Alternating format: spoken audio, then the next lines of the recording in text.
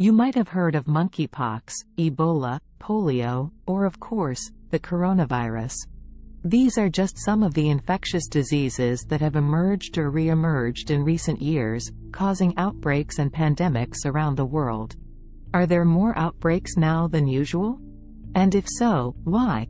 Hello and welcome to Curiosity, where we explore fascinating and interesting topics about everything. Today, we are going to talk about a question that might have crossed your mind lately. Why do new diseases keep popping up?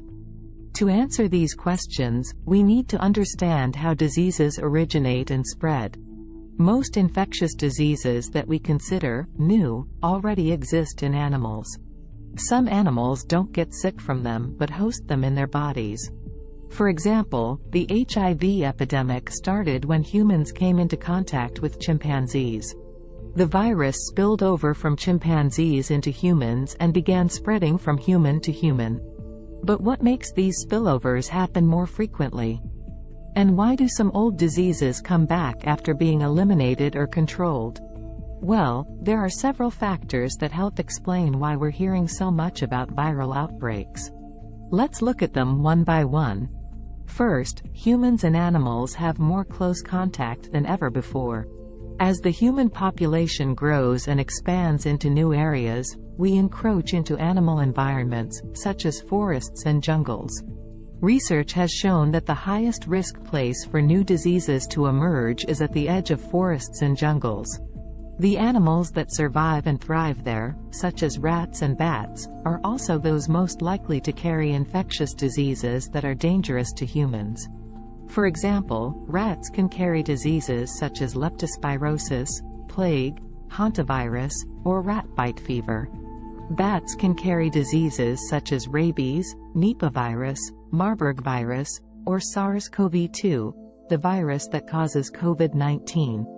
When humans come into contact with these animals or their droppings, urine, saliva, or blood, they can get infected and transmit the disease to other humans. Second, the pace of global travel and migration has increased dramatically. People can move across continents and oceans in a matter of hours, carrying pathogens with them. This means that a disease that starts in one country can quickly spread to another, creating a global health crisis.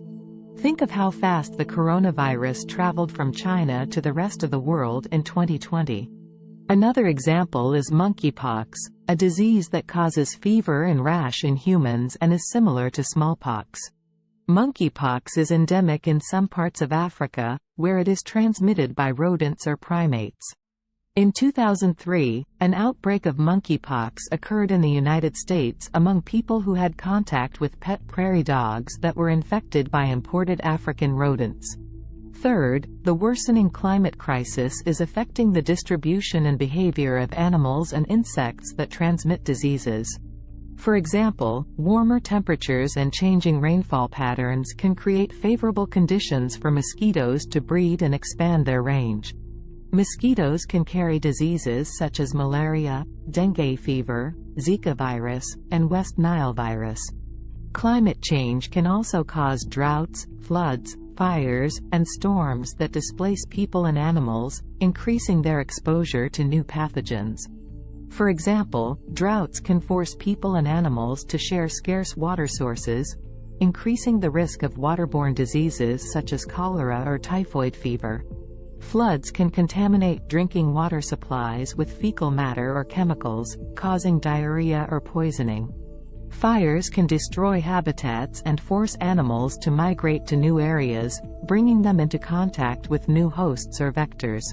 Storms can damage infrastructure and disrupt health services, making it harder to prevent or treat infections.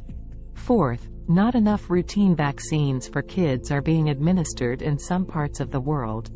Vaccines are one of the most effective ways to prevent infectious diseases and save lives. However, due to various reasons such as poverty, conflict, misinformation, or lack of access, many children are not getting vaccinated against diseases that can be easily prevented. This creates a gap in immunity that allows diseases such as measles, polio, or tetanus to resurface and spread.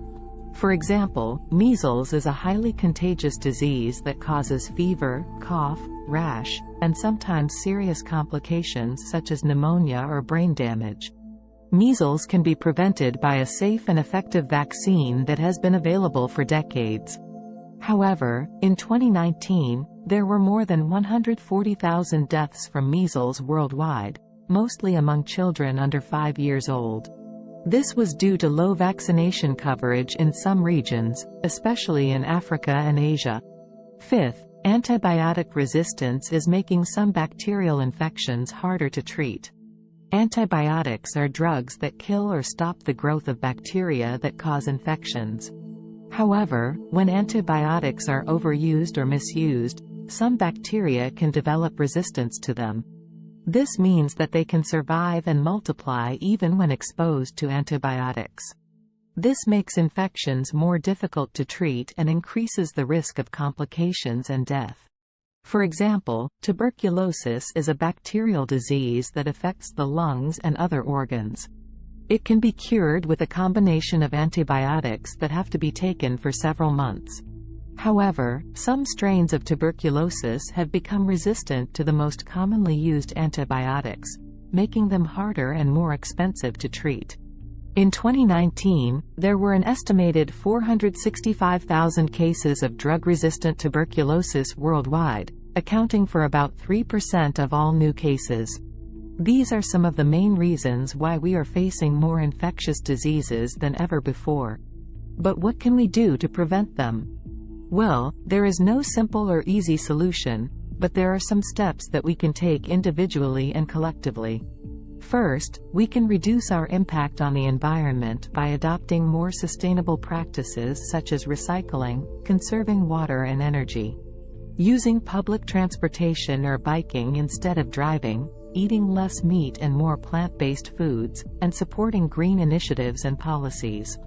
Second, we can protect ourselves and others from infections by following basic hygiene measures such as washing our hands frequently with soap and water or using alcohol-based hand sanitizer, covering our mouth and nose when coughing or sneezing, avoiding touching our eyes, nose, or mouth with unwashed hands, staying home when sick, wearing a mask when in public places, and getting tested if we have symptoms or exposure to a disease.